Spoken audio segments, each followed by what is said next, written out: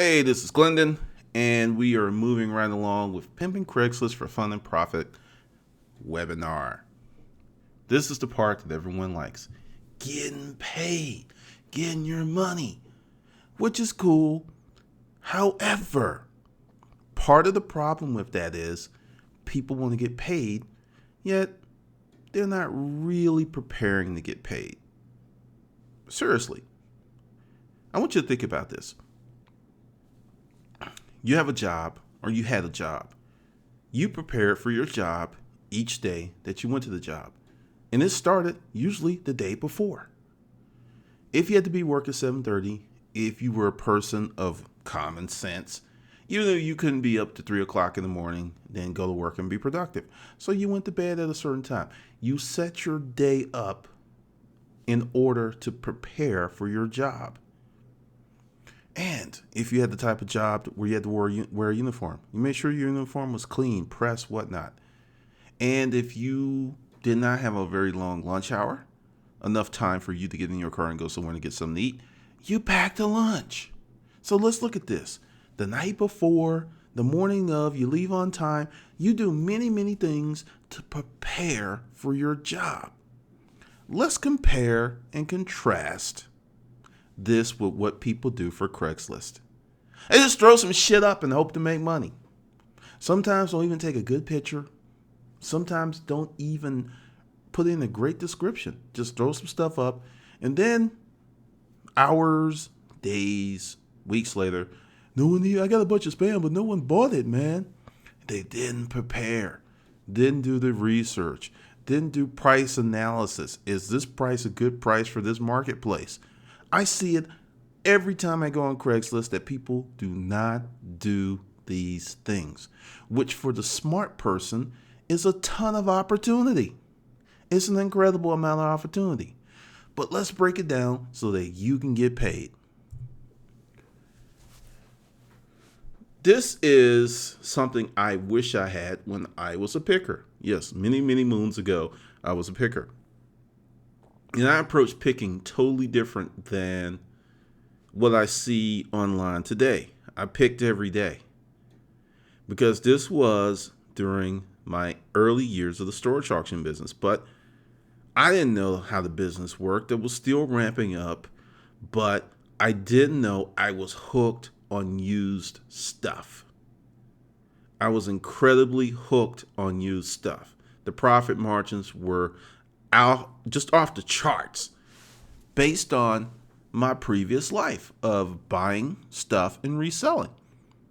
Say you buy an L-shaped credenza cubicle set, workstation, cubicle, desk. Wholesale, my cost was $1,400, $1,500. I would hope to sell it for $3,000, or I would hope to sell it for $3,500. Due to the fact that some nasty stuff that was happening, the amount of office space that people were using was reducing, the size of the office was getting smaller, and competition was heating up.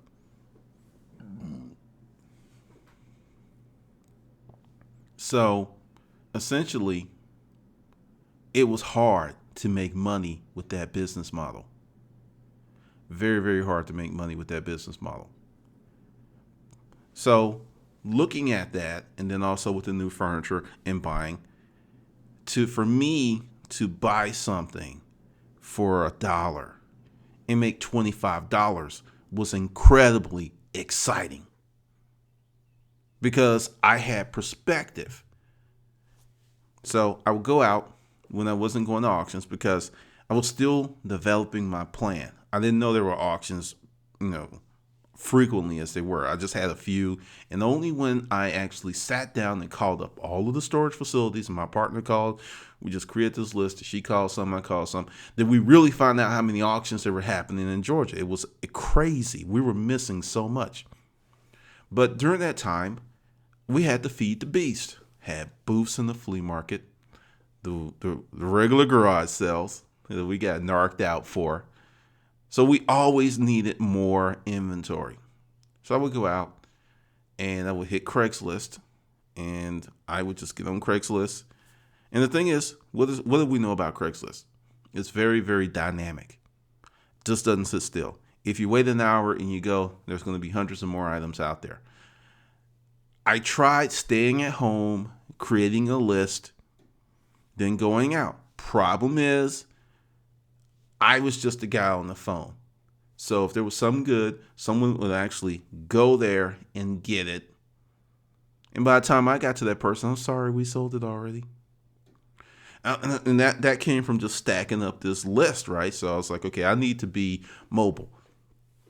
And this is where being a outside salesperson really helped me, because it's like, okay, I kind of had a plan already. So I took my laptop. I had friends all over town. I would use their offices. This was before the air card. Having Wi-Fi and all of these things we have now is just awesome. So I would just kind of park around town, use people's internet. Yeah, I would. And I was like, make calls. And if I came across something juicy, I would take off immediately. So I wasn't home anywhere from 6 to 8 hours out the day, but the goal was, what create an income goal?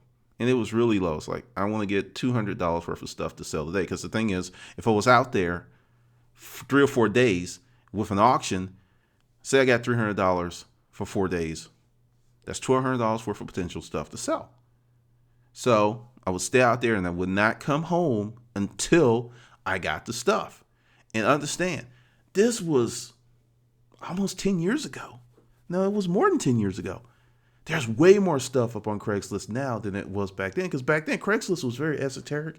The stuff was better. I will admit, the stuff was way better because only techies, nerds, upper income people, college students were using Craigslist. It was pretty much a technology-based population back then. I remember getting this beautiful Asian desk, really heavy wood, for free. All I did was go pick it up from this Asian dude in the condo downtown. It was just like, I sold that thing for $350. So those were the type of things that were happening.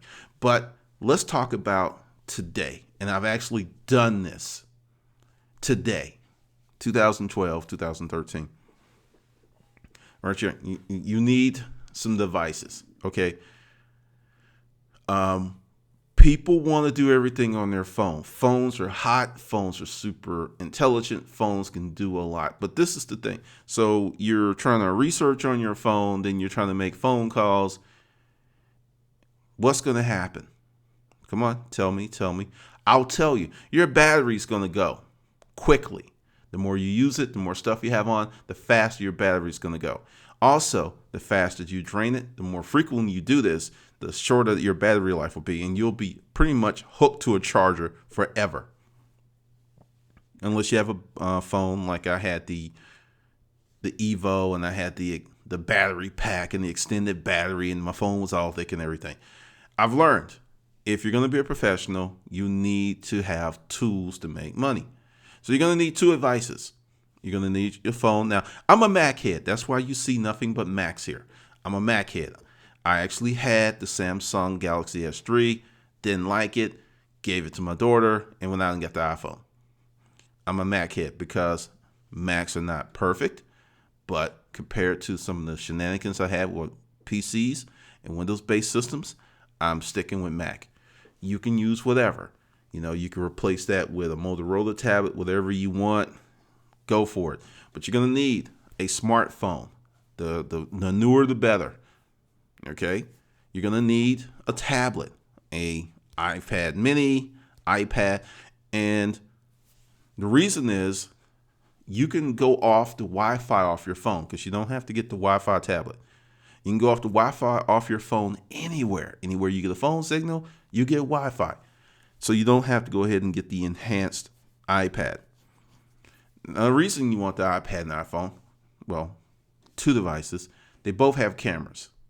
You can take great pictures with your iPad. You can take great pictures with your phone. And the way that Mac set it up with iCloud, it's like those pictures will be on your home computer if you have a Mac when you get home.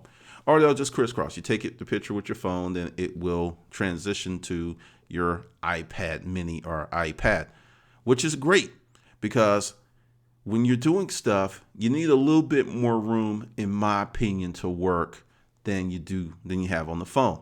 So the iPad mini gives you a little bit more room. The other tablets give you a little bit more room, and the iPad gives you a lot of room. Also, this is me. You just need two. You can get by with two, which is being the phone and the iPad. My setup is the phone and a laptop because one, emails are coming through, pictures, all kinds of stuff is going on. And I like a keyboard. I can text just as fast as anyone else, but I like a keyboard. And also for business, you're going to be doing more than the person who just has a phone use it to make phone calls, do a little surfing, answer a few emails. You may do more activity in an hour if you're really humping on your device than a regular person does all day long. So you got to really think about that. So my recommendation, minimum, phone and some type of tablet. Optimum, phone, tablet, and smaller computer. You can get a 13-inch. I was, because I'm a bigger guy, I'm going to rock the 15 to 17-inch because I will tell you from experience that the smaller laptops are great if you're in your vehicle. They're awesome because you can lean your seat back. And there's actually a tray that you can get on Amazon that you could put on your steering wheel for your laptop. But this gives you a robust mobile office. I have this, it's called a book bag. This thing is freaking indestructible. I have had my MacBook Pro, another Mac, and my iPad in there, and a camera. But that was for other stuff. But essentially, I recommend getting yourself a backpack so you can carry your office with you. Because I want you to think about this. You have all this expensive stuff, right? You've got a nice camera. You've got all this stuff. You've got all these computers. And someone breaks into your car and they can steal your office and sell it on Craigslist for $1,000 or more. And then you are butthurt. You really need to think about that, because that's one of the things. I never left my money in the car when I went to storage auctions. I was paranoid that someone's going to break in to take my loot. And it's a wrap because you're not getting it back and you just have to replace it. Now, this is another thing about staying in the field. When you're out in the field and something happens, you're going to find more opportunities than when you're at home. And then one of the reasons is you're not going to have the distractions in the field that you're going to have at home. You're not going to have the television. You're not going to have the PlayStation. And also, high recommendation, when you're out in the field, sign out of Facebook. Sign off of Twitter because you're at work. There are many places that you can't use those devices when you're at work. And you're at work. This is your business. This is for you. Log out of that crap. And you will notice that you will start finding better stuff, getting better deals. Because see, let's just understand this thing. By having the ability to be out in the field Monday through Friday between the hours of 9 and 5, you're going to catch stuff that pickers or other hustlers who have full-time jobs can't get to. There's a ton of stuff that happens between 9 and 5. A ton of stuff. There are garage sales that people, misinadvertently, because they didn't do their research, they'll start on a Wednesday. So by having your office there and having some gold, you can up your game, you can up your income. It's incredible what you can do by having this mobile office. You can get more stuff in a good day during the week between 9 and 5 because everyone doesn't work. There's a lot of retirees who are getting rid of stuff. You can load up your vehicle seriously, and there's less competition. Then, okay, you've got this mobile office from Monday through Friday. So then when you go out for Saturday, you're picking, you can be strictly on quality. You don't have to go for volume. Because see, this is the thing, and this is what I learned in the storage auction business. When I had 2 or 3 units, because I would always buy, when I had 1, 2, or 3 units that had all kinds of regular stuff, and I've had dollar table stuff, I had middle of the road stuff, I had upper income stuff, I wasn't as pressed to get a unit. I could be real choosy because if I bought or not, I was already good. Going back to Harvey McKay, you dig your well before you're thirsty. Most business folks in the resale business are so pressed That's one of the reasons they make a lot of bad decisions, because they're not planning for their business. They're not setting it up. It's like, hey, it's Saturday. I mean, seriously, just like in the storage auction business, if you're going to hit up garage sales, you need to start calling 2 or 3 days before. You need to see if you can get in the door as soon as possible. Because if it's not you, it's going to be some other dude or chick or do that or whatever. Okay, you already got the mobile office. Now, this is the thing, and people, I love Square. I was an early adapter, was probably one of the first people to sign up for it. Love it, love it, love it. Have not had a problem with it. And I'm a person that's had a lot of experience with merchant accounts. Once again, perspective. Perspective is a mofo, because I look at it. I'll tell you what I had to go to get my first merchant account. I had a credit score of 780. No problems. I had to give them a copy of a business check, driver's license, some other stuff. They ran a credit check, and it took 2 weeks to be approved. 2 weeks. Granted, the processing rate was much less than this, but I also had 2 merchant accounts. It was like $38 a month just to have it for 2. So that was $72 right there, just to have it, whether I made any sales or not, plus the processing rate and so on and so forth. So when I saw Square, it's like, wait a minute, just sign into it. I have an account. It just blew my mind. And there are many people who didn't go through the old school method of getting merchant accounts who really don't know how good you have it today. You have no clue. You can make Square your best friend, because this is the thing.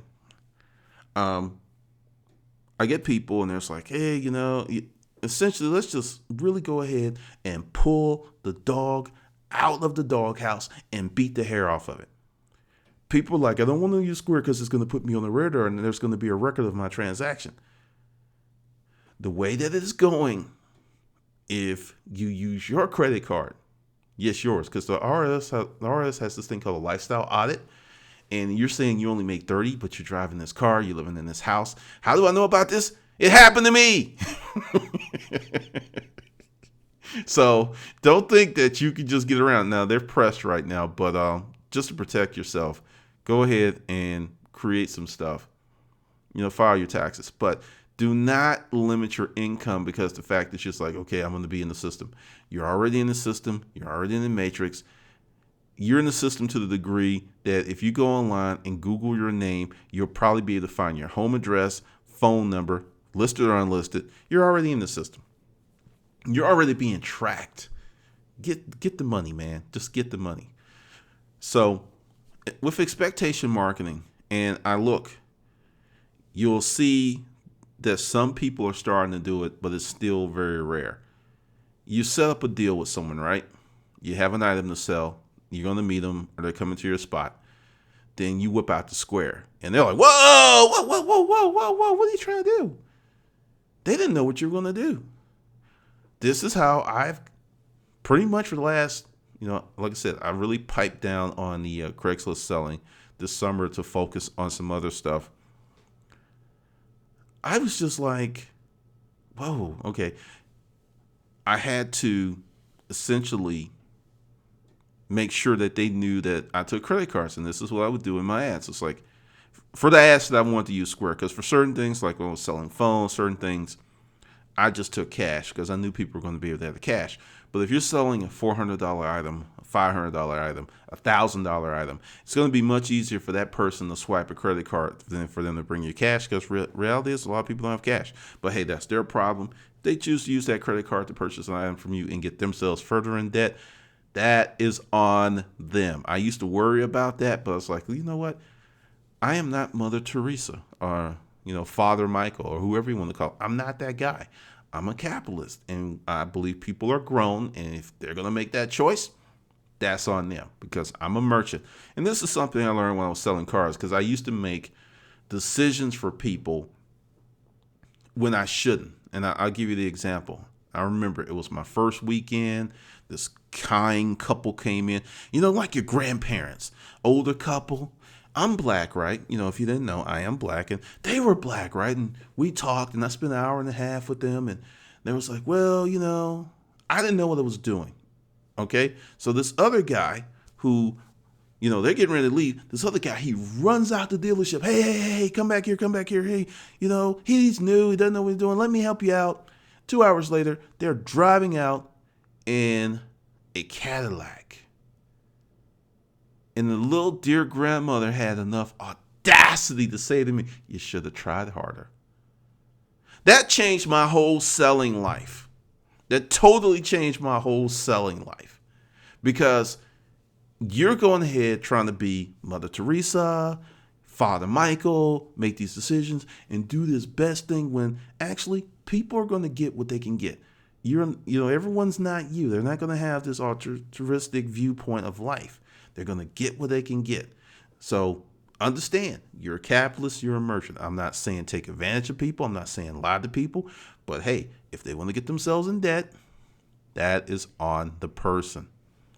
So with the expectation marketing, you have to put in there and just say, I take Square. And if you don't know about Square, bam, here's a link. And, just pump up Square. Make them feel comfortable. I never had a problem when I chose to use Square. I never had a problem. And Square has actually made it even easier. They're doing more and more marketing. People's like, oh, this is a real company. Oh, this is how this works. People are going to businesses, and a lot of businesses have said, screw getting a regular merchant account. They're going to Square because this is something else. Older merchant accounts used to take 2, 3, 4 days to put the money in your account. Square was actually kind of like that in the beginning. Now, next day. You swipe before 7. I think maybe I haven't done it 12 o'clock at night, but essentially every time that I made a sell, the very next day, the funds were there minus the processing fees. So if you're starting a business and your credit's not good, and I don't even think that's a barrier for merchant accounts anymore. It used to be. I don't even think that's a barrier because, one, there's competition. They can't do it. It's like, oh, you don't want that money? Someone else is going to get it. So let people know that you take Square. Be proud of Square. Use Square. Have your little things with you. You can get an extra one at Target. Because essentially, and I do remember the first time a credit card rep came to the store and talked to us. And it's true. You will double your income. And if you're at the flea market, garage sales, and I'm going to actually do a special edition of that on the garage sale book, and you're not using Square, you are leaving money on the table. Seriously. A lot of money. Now, this is the big problem. You don't want to take the credit cards because of you. And this kind of goes back with, staying under the radar thing. Forget it. That's the cost of doing business. It is. I mean, let me put it to you like this. Would you like to have 100% of $200? Or would you like to have 98% of $2,000? Which one would you rather have? That's the process you put yourself into by not taking credit cards. And let's just talk about, let's just go ahead and put everything on the table. At times, there will be chargebacks. At times, someone may steal a credit card, but this is the beauty of Square. If it's swiped and you take a picture of the person, if they're a thief, they may just, forget it. Forget it. Just, I changed my mind. That's a serious detriment because they don't want, seriously, the way this whole thing is set up, you take a picture of them, you got the credit card, they got to swipe it. Pull the credit card out. Look at it. Check it out. Don't be afraid to ask for ID because this is your money. Anybody who is honest is not going to have a problem. When I used to do the dangerous thing of taking PayPal payments for stuff I was selling at my warehouse, I would print up the receipt, have them sign the receipt, and take a picture of them. I never had an issue with PayPal in that regard. Not one chargeback. No, it was all in person. They saw the stuff, they liked it. Never had that problem. But you're going to have to start taking credit cards. It's going to increase your sales. It just will. Now let's talk about some other stuff. When I put up the webinar and people were thinking of the payment options, I know people were thinking, oh, you're going to talk about mobile payments, near field payments. That stuff's an option, but I believe in keeping it simple because how many payment options are you going to be able to offer your customers? One or two at the most. And Square works pretty well. Square and Cash. Keep it simple because the near field, because everyone's not going to have these new and nifty devices just yet. Near field is cool, and that's when you can wave certain credit cards over the thing. It's like and it pays. Every credit card doesn't have that yet. At some point it will, but not yet. Back in the day, long time ago, if a man had 20 goats, he was rich. It's like, hey, I have 20 goats. Marry me. I'm a wealthy man.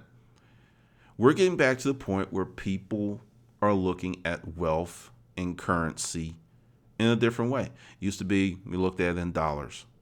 It's kind of changing. It's not going away. It'll never go away, but it's looking crazy. So say you have an item that you're having that's expensive, but you're having a hard time selling it. I know there's this show called Barter Kings and everything. The show, to me, and I've watched a few episodes, is not as offensive as Storage Wars or Auction Hunters or that God Forbidden show, the other one. Because essentially, I've done this. You have this item, and you can just put up, I will trade this item for X, Y, and Z. That's one ad. Then you don't put it all together. You don't lump it all together because you're putting your ads up and you're trying to draw different things. It's like, I will trade these things for X, Y, and Z, which is you'll trade that one big thing for several things that you can sell faster. You never know where people are unless you're asking. Seriously, I bought this unit that had a sarcophagus in it. It wasn't a real sarcophagus, which was actually had a few of them in there, really. And they were odd and unique and they were cool, but they only appealed to a certain people. And I looked at one and I was just like, a sucker was, the receipt, the invoice was in there. Sucker was $6,000. I was like, I want to get, at least 2,000 or 3,000. And, people were offering me 500. People would offer me, because other ones were more reasonable and I was able to sell those. But I was like, I want to get some real cheese for this. So I traded it to a guy, an old photographer, for cameras. Yes. He traded me $6,000 worth of candle cameras for the sarcophagus, which after all fees and stuff, and I sold on eBay, I realized a profit of $4,380. That was a win. Now, it wasn't fast. It took me about 6 weeks to sell everything, but I was happy. I got more than what I wanted, and he got it. He loved it. He was doing plays, and it just fit, and he just made the deal. So this is one of the things about the hustler mindset. When you're selling stuff, you just can't go, you're just one-dimensional selling. It's like, I have this item and I'm going to list it 80 million times on eBay or 80 million times on Craigslist until someone buys it, damn it. If you're listing and listing and listing and no one's buying, there's several problems. Number one, it's probably a pricing issue. Number one. Two, it could be not really that desirable by a lot of people. Or three, it can be very odd. So, you can, and this is how you trade stuff. You go through your inventory, and this is why you have to run your thing like a business. Because if you're running your business and you know what you bought, when you bought it, you can go, okay, this is February. I bought this stuff in October. So everything from October, you got to do something with it. It's like you're going to give it away, you throw it away, you're going to trade it, you're going to sell it, you're going to lower the price. Yeah, you need to do something to clear that space because you had it since October, which means you ran it during Christmas and the holidays, and it didn't sell. So either it was not that desirable or price was too high.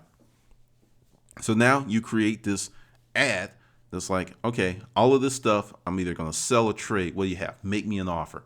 You'll be surprised at what people will come to you with. With you being a resale hustler, you can get some stuff that you can flip back on Craigslist, oddly enough, or eBay, or some other place. It really depends. And this is another way for you to extract value and get resources out of something. Say, and I've seen these ads, say you need some work done, but you have a particular skill. You can trade that service for whatever. And that money, and actually saves you money, because say you were going to clear your lot and you need people to come in and cut down trees. And you found a tree service and the owner needs one of your services. You can either seriously defray the cost of your trees. And also the owner's going to have to be on it, because if this person's like running their business very lean and they're not making a lot of money, they're not probably going to do the trade unless it's just too good to pass up. But that's money. That's found money because you didn't have to spend it. And it takes a little negotiation. It takes some more chutzpah to put it out there. And you have to be consistent, because it's just not like you can do it one time then go away. But there's all types of ways that you can get paid. Say, did this one and did this for a friend. Well, actually his girlfriend. I had a unit that was full of stuff I had already priced out, artwork. It wasn't going to move very fast. So my friend knew someone who had an art gallery that was in St. Louis, and it was black art, and for them the stuff was going to be great. So, but this person didn't have the wherewithal to pay me what I wanted, which was $24,000. But this person had a car that was paid off. So we traded the art for the car. Dan gave it to his girlfriend, and he paid me. Took him 4 years to pay me off, but he paid me. So, there's all kind of situations that you can set up if your mind is open. But if you're just in a linear situation where if I do something then I have to have dollars, more like the whole paradigm of trading time for money, you're going to miss out on opportunities, because it's about asking that other question. Because if I didn't say, what else do you have? Because, I talked to the lady and she's just like, God, I love the stuff. I love the pictures, but I just can't get the money. Can you do a payment plan? Then I was like, so what do you have? Do you have any antiques? Because, I'm a reseller. I was like, maybe she has something. And she's like, oh, I have a car. I have 4 cars and I don't need 2 of them. Booyah. And the deal was done. This gets really kind of funny. Craigslist apps. I use the first one from Apple. So, I'm an Apple guy. I use that Craigslist app and it's cool, but I like the robust search power. And some of the apps actually make search much easier because they clean out the clutter and things. But if you're an app person, like I said, I use it, but I find myself going back to the regular method.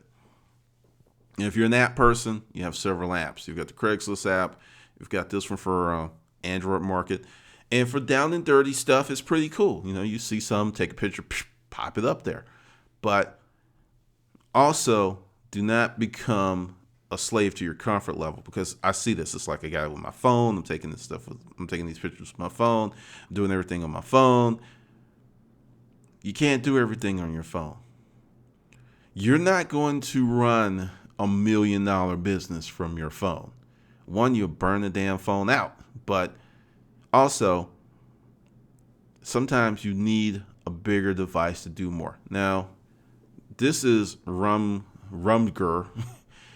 I've tried it, and it's not really big here in Georgia.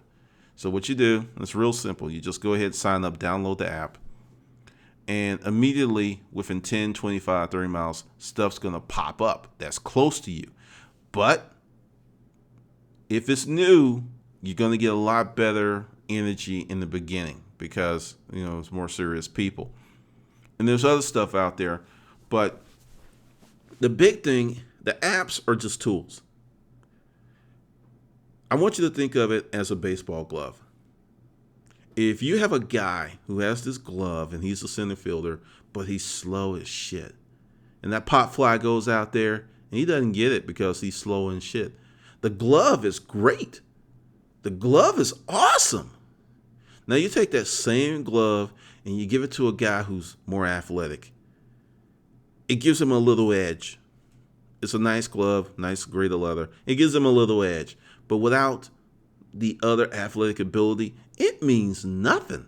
That's what these apps are. They're great. They're wonderful. They can give you benefit, but they're only going to be as good to your business and to your bottom line as you are.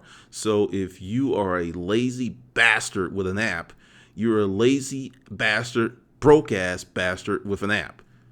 But if you are a serious hustler, these will increase your productivity. If you are lazy, not really going to change much. If you're not putting a lot of effort in your business, not going to change much. It'll just be like another thing that's on your phone. No difference. So understand, be on top of, because I hear people, oh, this is the greatest app and it does this and it does this and it does this. I'm about to give you the secret to success. Wake up and do. And then the next day, wake up and do. And then the next day, wake up and do. And the next week, wake up and do. You got to do it. All of this stuff, and I see it. It's like I'm trying not to work that hard. And I hate it. Don't work hard, work smart. You can't replace a certain amount of hard work for your business with technology. You can't do it. The hard work is knowing what to buy, knowing people, building relationships. Technology can help facilitate that, but it can't replace that. Simply not going to happen. Now, this is something I used to do, and I don't talk about in the videos because this was the early days, and I didn't like it. And the reason I didn't like it, because, and this is going to make me sound like a really lazy bastard, is this a phenomenal amount of work. But you make money. We had days where we needed money, and I was like, okay, I can't buy anything else till I sell some stuff, but today is Monday, there are no auctions, what can I do? And I remember seeing this, like on the weekends, you'll see people, they'll set up in front of a service station, or well, they did here in Georgia, they will set up in the parking lot, and they sell. And I was like, why do you have to do that on the weekend? So I just loaded up the van, found the parking spot, got busted by the cops. Guy was cool. He said, you can't do this. And I packed the stuff up and went away, and he didn't give me a ticket. So I learned I had to get a permit in some areas. Some areas I didn't have to get a permit. You have to really kind of feel it out. But I would take my best stuff, art, shiny stuff. You want shiny objects. Just crap is not going to pull anyone. They're driving by and they see crap. They're going to keep going. But they're driving by and like, woo, that's nice. Let me pull over. And what I would do is I would create income goals. It's like, okay, I want to make $200. So I'd do my little sale. And if I made $200 in, say, an hour, I was gone. And I know you're going, no, if you're making money, just stay. Nope. No. Start living your business life on a plan. See, the thing is, the conventional thinking is, hey, you made $200. If you stay, you can make another 200. No. You might not make another 200. You might make 600. But your goal was to make $200. And if you do it in an hour, that means you can go home and work on some other stuff. Because the thing is, time for money is a real bad deal. And that's what you're doing in that situation. But, also it's like, okay, another goal can have nothing to do with money. It's like, I want to sell 50 things today. And I'm going to stay out here till I sell 50 things. It's all about process and goals, because I did the pop-up sales like 2 or 3 times a week. And this was the beginning, because once I kind of got my head and shoulders on the storage auction thing, I didn't have to do this stuff because I built up a better business. But today, dealing with people, because one of the things that I hear is like, I don't want to grow that big. I don't want to own a store. I don't want to rent a warehouse. I said, okay, I'm going to create some stuff for those people. And bam, this is it. If you do not want to increase your business and you don't want to sell thousands of items a month and run yourself ragged at storage auctions, cool. But understand, there's opportunity cost in everything you do. So you don't want to grow your business that manner. You're still going to have to grow it in another way. And pop-up sales are real hot for clothing, art, accessories. You notice the common theme there? Stuff that appeal to women. Pop-up sales are hot for stuff that appeals to women. If you want guys to stop, games, video games, TVs, electronics. Or, if you're in the right town, bikes. I bought a unit that had a bunch of bikes, and I went to Midtown. And I did get a ticket. I had to go to Atlanta. and pay a freaking $200 fine, but I sold $1,500 worth of stuff that day. So it was a cost of doing business. Now, with your pop-up sales, as you're going to do it a little differently than I did it back in the day, and this is what I did the last time I had one, and I was helping out a student, is you advertise it. And this all goes back to what I talked about earlier about list building. The list is incredible because this girl, and she is out in the boonies, because people in the boonies, they use emails, believe it or not. So she had a list of 120 people, and she built her list. Then she would do her little sales, and it's like, hey, I'm going to be by Billy Joe's barbecue place this weekend, and I'm going to have this. And she sent out the email, and she had to drive by traffic, but she had her list people come by. And, she's like, I understand. She did $500. This girl is like 20, 28. And where she's like, it was great. It was awesome. I can pay all my bills. That's what she said. I can pay all of my bills out of what I made, and I still have a lot of stuff to sell. So in creating these courses, they're not for, because like I said, the hustle mindset's for people who really want to push it, who want to get to a six-figure income or even a greater income. But there's some people who've signed up, and as you go through the process of what happened earlier about, defining your goals and building your goals, you're kind of like, I don't really want that, which is cool. Because, I'm at a place, I love money. Money's great, but my biggest thing is freedom. That's my biggest thing is freedom. I get up and I pretty much do whatever I want most days, but I'm pushing because I'm not ready for the dirt nap, and I don't ever see myself having the typical retirement of just sitting around waiting for life to happen. I mean, I'm kind of there. If I wanted to go to Paris and do this, I could. Essentially, I've created an opportunity for myself that's not geographically based or time for money based. If I want to go hang out with some family, that couldn't happen because I hang out with family and I start working, they like looking at me all crazy. But say I wanted to go on a vacation. Say I wanted to go to the beach, right? Wake up in the morning, do a few things, and then go lay out on the beach. I can do that. And it took a long time to get to that point. Some people want that. They don't want riches, and they don't want a big house, and they don't want a big car. They just want the ability to be free to do the things they want to do. So I can understand that. But the pop-up sales are very powerful. Now let's talk about good stuff, bad stuff. As I mentioned, if you just go somewhere and set up, there's a chance that the man will come and slap you across the wrist, or may punch you in the stomach and give you a ticket. But how to get around that? Say you're going to find a merchant that has a parking lot. They get a lot of traffic. This is how you approach the person. You don't go in there and say, hey, may I use your parking lot to benefit just me? Why should they? Some people will, a lot of people won't. So you go in there and it's like, okay, this is what I want to do, and this is what's in it for you. Upside. Think about it. Is how much upside can you give that merchant? Because if it's like, ooh, this is going to benefit me, I'm going to make more money, they're going to be more likely to do it. But if it's just all about you and benefiting you, they're probably going to say, oh, no. What's the point? It's their parking lot. They're paying taxes. They got to deal with any issues that may go. And you have to reassure them. It's like, look, this is going to go fine. And once I'm done, I'm going to clean up everything. And if you need me, I'll clean up some of your stuff. I mean, you got to really look at the situation and kind of read into it, what they need. But you got to give them something and, offer to pay. It's like, hey, can I get the parking lot for $50, $100? Something. You got to give them something. And you won't know until you actually assess the situation. If I was going to approach someone, service stations, independently owned, are good. They're good for rugs. They're good for antiques and certain things. And you just go in there and say, look, I want to set up here. And, some of them was like, do you have a business license? Do you have a resale permit? Because they don't want any trouble. So you may have to get a business license to do this. Show them your stuff. And they may let you do it. Like the last guy, I think he charged me $100. And I made $400 that day. So I made a net profit of $300. It was worth it.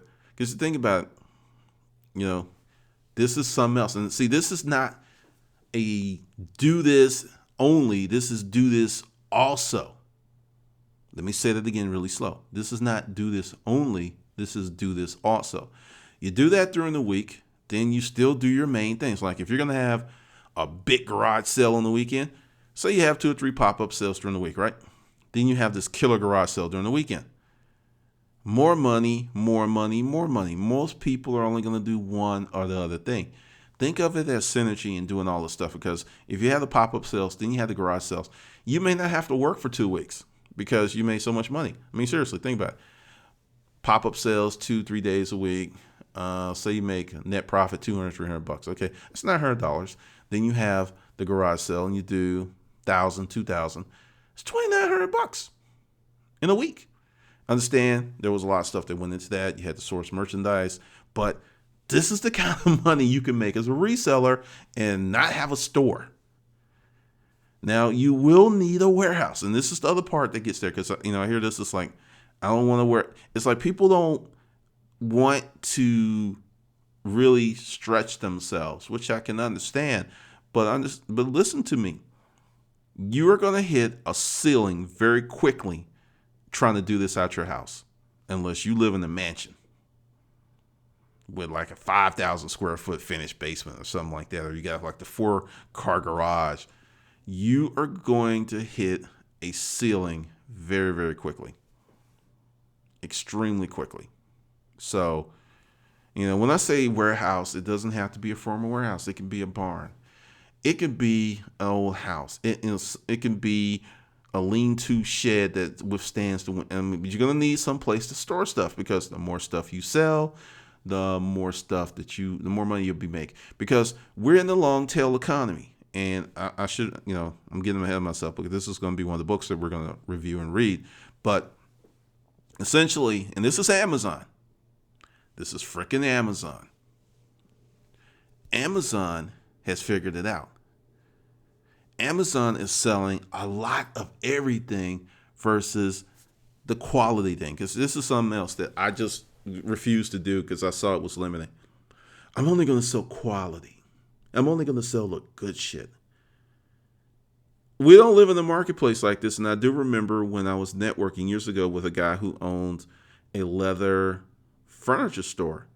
And I met this guy because the thing is, I was trying to buy some of their stuff. And if I've got new inventory, because he couldn't sell it because they had contractor agreements with their vendors. But I bought a unit and they had like 6 brand new sofas in it. And I knew that I could get more money if it was shown in the right environment. And just getting to know him and talk to him. And the guy told me, they had 20,000 square feet. Then they went down to 10. And this is what this guy said, 2003 or 4. He said, people don't give a shit about quality. He said, I used to be able to sell a leather sofa set. And I would sit there and I'll talk about the quality and the leather care. And he said, that went away. He said, it just went away. People want a deal. He's like, they don't care. It's like I can show up. And this is 2003, 2004. We're talking about almost 10 years ago. And it's even worse now. This is the Walmart economy. So with the long tail is you're selling as much as you can and you're getting a little bit. Now, the thing is with the resale business, your margins are much better than when you're selling new products. Or if you're creating your own products, the margins are much better. So that's a little difference. But this whole thing of just, I'm only going to sell a quality, I'm going to get this one item for $5,000. Good luck. I've had items for $5,000. I've had items for, hey, I just told you about the room full of art. I could have sold it over a period of about 2 years. I mean, for me, doing that deal and getting the $300 for my friend per month was a better option. It was just a better option. So you have to look at what you're doing, why you're doing it, and really what's going to be your best outcome. Now, I kind of skipped ahead, but essentially, if you were to go ahead and get space, these are some of the things you had to do. But like I said, paying for space is best. And essentially, with this new economy, and we're in a new economy, we have the first market, the second market, the third market, and the fourth market. We have all kinds of stuff that's going on. So you can make a living in any one of those markets. But if you kind of blend the first or the second, market 2 and 3, you can rock your money. You can make a lot of money.